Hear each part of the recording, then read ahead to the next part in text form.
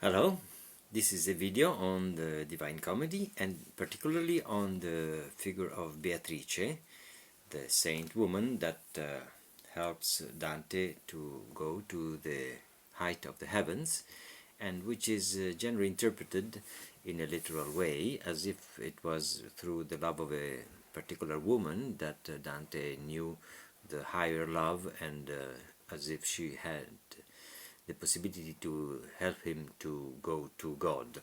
But actually, a deeper meaning, if we look at the anagogical, at the spiritual sense of this figure, is that Beatrice represents the Kundalini, which is sleeping in each of us at the basis of the spine, and which spirally awakens, and spirally towards the left goes down in the walk that Dante and Virgilio do in hell, and spirally towards the right ascends in the purgatory mountain, and at the end, after being activated, she's really ascending in the Shushumna, in the central channel of the chakras, and so going to the seventh sky, to the seventh chakra, which is the Candida Rosa, the mystical rose, or the flower of the thousand petals of the Buddha.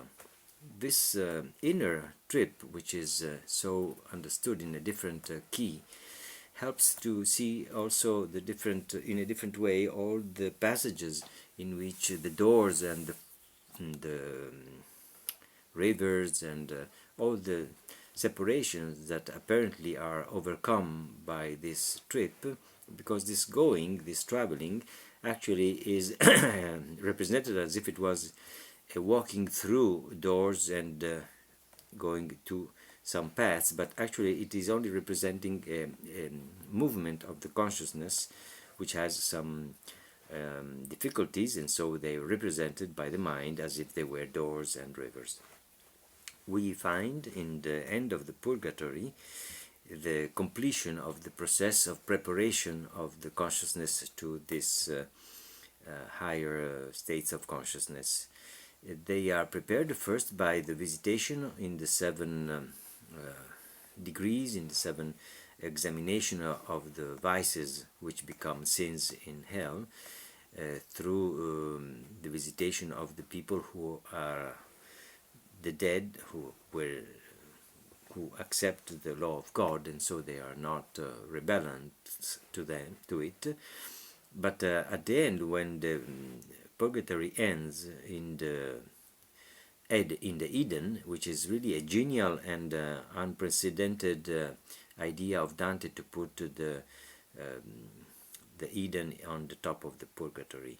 Until 1274, there was no purgatory in the Catholic vision, and even then there is not a precise place where it is, and also Eden is not posed in the collocated in the same place as the purgatory is. So this idea of Dante is really unprecedented, and it is very intelligent the way in which the completion of the purgation allows the reintegration in the Edenic state of consciousness, which is what allows after that the proceeding towards the skies until the meeting with God, with the formless. So this end of the purgatory part of the comedy is very important, and we see here two aspects of Beatrice. In the purgatory, she is more like a judge, which is demanding from Dante a complete confession, a complete leaving of any kind of deviation from the straight road which they will go together through right after in the first chant of paradise. So she's very insisting and very pressing on the fact that he had encountered her when he was still a kid, before puberty. So she is saying that Dante had met the Kundalini awakening when he was a small boy, and then when she comes again to him as an adult and he has completed part of the purification, she's asking to complete this purification, to be one with her and to not betray her anymore. So she's very strict in this, to the point that he faints.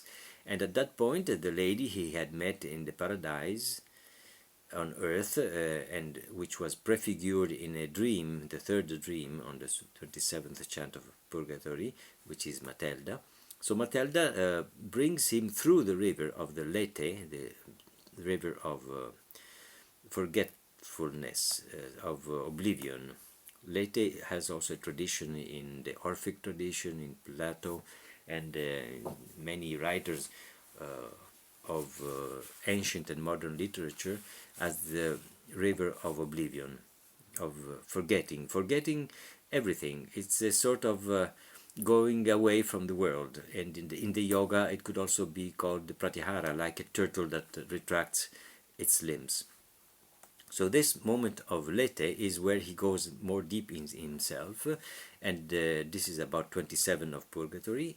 And at the end of Purgatory, which is 33, in those 6 chants, he is subject to this judgment, to these visions, to this instruction, until he drinks of the second river, which is Eunoe, and in this way he remembers more deeply the Edenic state. He really is reintegrated, he re-enters the garden, and this second river is the one that gives again the remembrance of the primordial state of the mind, as the Buddhists would say, or the non-dual consciousness, we would say today. So this part of the comedy, in which Beatrice is like a judge asking him to relinquish any kind of resistance, is very important, because until the consciousness is prepared, the Kundalini cannot awaken without big troubles.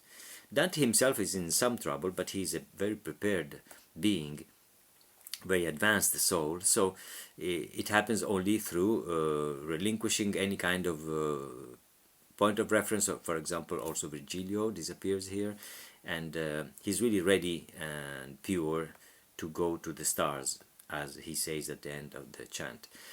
But in normal people, in which Kundalini awakens, they are less prepared generally than Dante was, and so this is where psychiatry begins. I'm a psychiatrist, and I see continuously people who have a sort of difficulty. They try to run away, they try to control a process which is being an identity crisis, seeing who they really are. I found myself, says Dante at the beginning, which is not Dante finding himself, but it's the true self finding himself. And generally they are accompanied, these processes of identity crisis, by these Kundalini movements, like if it was a birth. So there are these contractions, there's periodical activations of purification processes, and if the consciousness is not prepared and still clinging on to the ego, then suffering is really, could be very intense. And the medical approach, which is only biomedical, or maximum it is psychological, so talking about the me, not about the self, it's not transpersonal, so they are not so much helped to understand and to be accompanied in this process, which is what the Divine Comedy is about. It is about this transformation of consciousness from the me to the self. So in this end of the Purgatory, Beatrice is very intense because of this necessity to be completely pure before ascending to the skies.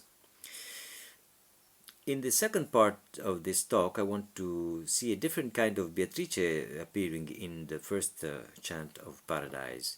She will accompany him until the end, so what we see here is already a prefiguration of the whole Paradise. She is here now not against Dante, but always a compassionate and friendly and motherly and centered and present figure. And she instructs him, but really it is the souls of the paradise that instruct him, and she's sometimes learning with Dante from them.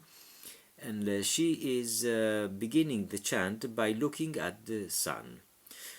So the first sentences of the third part of the Comedy of Paradise start with God, which is the mover of everything and which resplends and penetrates differently in the different creatures of the universe, was seen already in the creation by Dante, but also he says that he has been in this paradise in the highest of the skies. So he can talk by experience, but he cannot so easily remember and tell what he saw.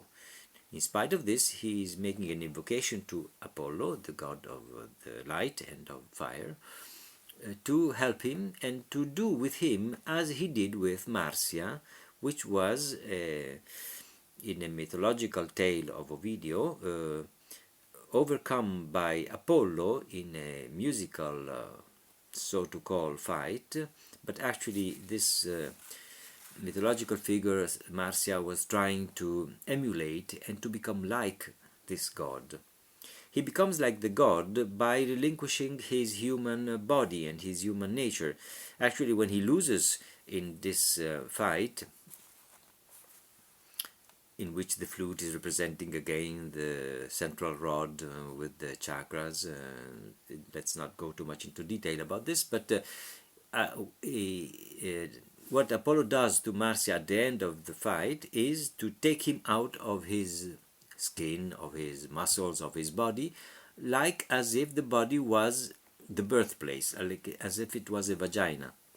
And so it is a birth, a spiritual birth that he describes at the beginning of this first chant of Paradise. After this invocation to Apollo, he looks at Beatrice and he sees that Beatrice is looking at the sun again. And as if he was one with Beatrice, he also looks at the sun, which can be done only in a particular condition, like the one in Eden, where things are possible that otherwise are not possible. And he sees as if the sun was beginning to become even more luminous, and a second sun would be lit in the sky. So there is this multiplication of the light that overwhelms him. And then when he looks at Beatrice, he sees that Beatrice is looking into the infinite as if in a sort of deep meditation.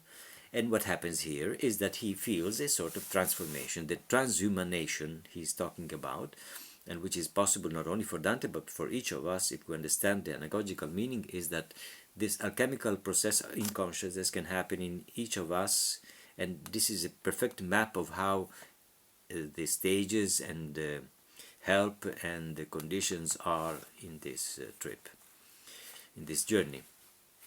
So when he looks at Beatrice, what happens into him is, again he uses an analogy from Ovidio, which is what happened to Glauco. Glauco was a fisherman in a part of Greece, and what happened to him is that he saw that a certain particular herb that the fishes could eventually touch, which was growing there near the sea, would make them revive and they would go back to the sea. So he wanted to try this on himself, and what happened to him, which was, he was already a son of Poseidon, he was a semigod, he was transformed somehow physically, because he became somehow a fish and went himself into the sea, and the gods took him with them. So he was sort of going to the place of the gods. He became a god through this transformation, and from earth he went into the ocean. This kind of transformation from the interior was what Dante was describing when he was looking at Beatrice. So he was overcome by from the inside, and at this point he was very overcome by stupor, by surprise, and he had some questions in his mind. He had two doubts he wanted to speak about with Beatrice, but Beatrice, even without him speaking, decides to answer. And this happens very often in Paradise, that the souls know already what Dante wants to ask him. And she answers that to the first question, what is happening here is we are not on the earth as you are believing, but we are already going back to the sky in the same way and even more rapidly than a lightning would do coming from the clouds to the earth. So he goes back to where he came from as rapidly and even more than a lightning. This is clearly the expression of the Kundalini activated and pushing him very rapidly towards the source. And the second doubt will be, but how is this possible that this happens? How is the word of God organized, so to say? And the rest of the chant is by Beatrice, an explanation of how things are actually in the world when you see them from a different perspective than the one we have on the earth. But we will not enter into this now. We will stop here for this very short introduction to the Divine Comedy in the anagogic key, which would really be very interesting to prosecute, and I would like to be in touch with people that would have a similar approach to this kind of literature, but also to other artistic productions that try to tell us about ourselves on a different way. Thank you for your patience.